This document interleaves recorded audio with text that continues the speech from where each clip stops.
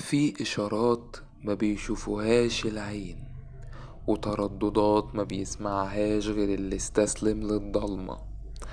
احنا مش جايين نحكي قصص عشان نسليك، احنا هنا عشان نفتح ملفات اتقفلت بالشمع الأحمر، ونسمعك صرخات محبوسة بين السطور.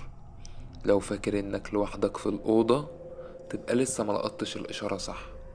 ثبت التردد وركز في التفاصيل، لأن الحقيقة النهاردة مرعبة أكتر من أي كابوس.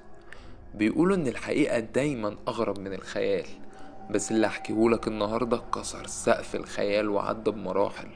احنا مش بنتكلم عن فيلم رعب من بتوع هوليوود، ولا قصة حد ألفها وهو قاعد على القهوة. احنا بنتكلم عن واقع متسجل بصوت وصورة، واقع خلى القضاة والدكاترة في ألمانيا يهرشوا في شعرهم وهم مش لاقيين تفسير. لو قلبك ضعيف أو بتخاف من الأصوات اللي مش بشرية، نصيحة أخوية: اقفل الفيديو ده دلوقتي، عشان اللي جاي مش مجرد حكاية، اللي جاي هو الرعب الحقيقي بالإثباتات. أناليز كانت بنت ألمانية زي الفل، متدينة وهادية، لحد ما وصلت لسن 16 سنة. فجأة حياتها اتقلبت 180 درجة.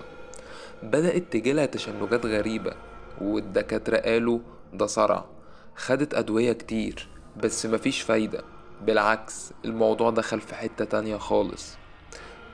الموضوع ما كانش مجرد تعب جسدي، أناليز بدأت تعمل حاجات تخلي شعرك يقف. أصوات غريبة مثلا، بدأت تتكلم بلغات قديمة زي اللاتينية واليوناني، وهي أصلا ما تعرفش عنها حاجة. بقى عندها قوة مرعبة، كان جسمها نحيف جدا، بس كانت بتقدر تزق رجالة طول بعرض وترميهم بعيد بإيد واحدة. تصرفات مش بشرية، كانت بتشرب البول بتاعها، وبتاكل حشرات وعناكب، وبتقعد تنبح زي الكلاب بالأيام. كره لكل ما هو ديني، أول ما بتشوف صليب أو مية مصلية كانت بتنهار وتصرخ بصوت مرعب مش صوتها خالص. الإثباتات اللي تخليك تفكر 1000 مرة القصة دي مش تأليف، لأن اللي فيها أدلة مادية وملموسة. التسجيلات الصوتية، القساوسة اللي كانوا بيحاولوا يعالجوها سجلوا 67 شريط كاسيت. التسجيلات دي موجودة على اليوتيوب لحد دلوقتي على فكرة. لما تسمعها مش هتصدق ان ده صوت بنت شابة، ده صوت زئير وصرخات متداخلة، وفيها أصوات بتقول إن لوسيفر، أنا كابيل، أنا يونيور. الخبراء بتوع الصوتيات قالوا إن الحبال الصوتية للبشر مستحيل تطلع الترددات دي لوحدها. تاني حاجة، الصور الموثقة. في صور كتير لأناليز قبل وبعد اللبس. الصور اللي في الآخر بتوريك واحدة تانية خالص، عيون غائرة، ووش مشوه بكدمات بتظهر لوحدها، وشكل شيطاني فعلا يخليك تخاف تبص في الصورة كتير. تالت حاجة، محاكمة. لما ماتت أناليز سنة 1976 بسبب سوء التغذية، الحكومة الألمانية ما حكمتش الأهل والقساوسة بتهمة الدجل، لأ، المحاكمة كانت حقيقية جدا وبتهمة القتل بسبب الإهمال. المفاجأة، في المحكمة الدفاع قدم التسجيلات دي كدليل، والقضاة نفسهم كانوا في حالة ذهول وصدمة من اللي سامعينه. العلماء بيقولوا إنها كانت مريضة، انفصام وصرع، والدين لحس دماغها. لكن الناس اللي حضرت الجلسات وشافت القوة البدنية اللي ما كانتش عند بطل مصارعة، وسمعت اللغات اللي عمرها ما درستها، بيقولوا إن في حاجة تانية كانت عايشة جوه جسمها. بص يا سيدي، لو فاكر إن الموضوع خلص عند موتها تبقى غلطان. اللي حصل بعد موت أناليز ميشائيل هو اللي خلى القضية دي لغز مش عايز يتمحي من تاريخ ألمانيا. بعد سنة من دفن أناليز طلعت إشاعة غريبة جدا. واحدة من الراهبات قالت إن جالها رؤية إن جثة أناليز لسه زي ما هي، ملمسهاش التراب ولا عفنت. الأهل من كتر ما هم متعلقين بقشاية عشان يفهموا اللي حصل لها، طلبوا من الحكومة يفتحوا القبر بحجة إنهم هينقلوها لتابوت أشيك. اللي حصل، فتحوا القبر فعلا في فبراير 1978. التقرير الرسمي قال ان الجثة بدأت تتحلل طبيعي، بس الناس اللي حضرت بتقول انهم شافوا ايد اناليز كانت لسه سليمة بشكل مرعب، لدرجة ان القساوسة خافوا يصوروا اللي شافوه عشان ما يعملوش فتنة. المحاكمة دي كانت سيرك، قانوني. القساوسة قالت ورينز دافعوا عن نفسهم بأنهم شغلوا التسجيلات في القاعة.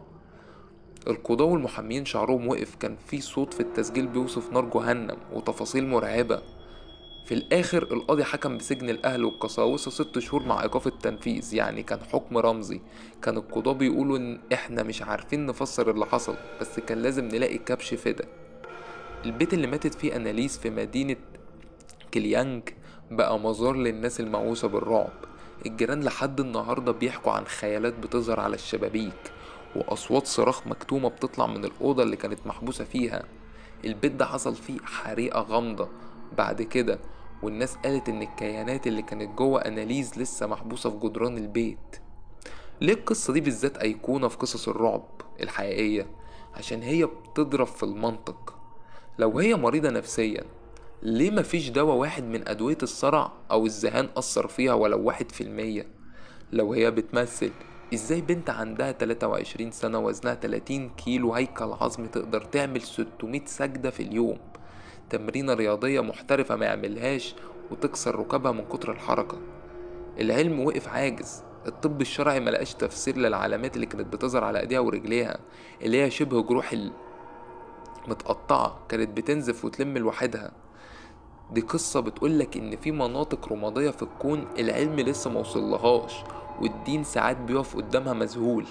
أناليز ماتت وهي عندها 23 سنة، بس ال67 شريط اللي اتسجلوا لسه موجودين، والكيانات اللي كانت بتنطق على لسانها لسه مفيش حد عارف راحت فين بعد ما الجسم اللي كانت ساكناه اتهدم.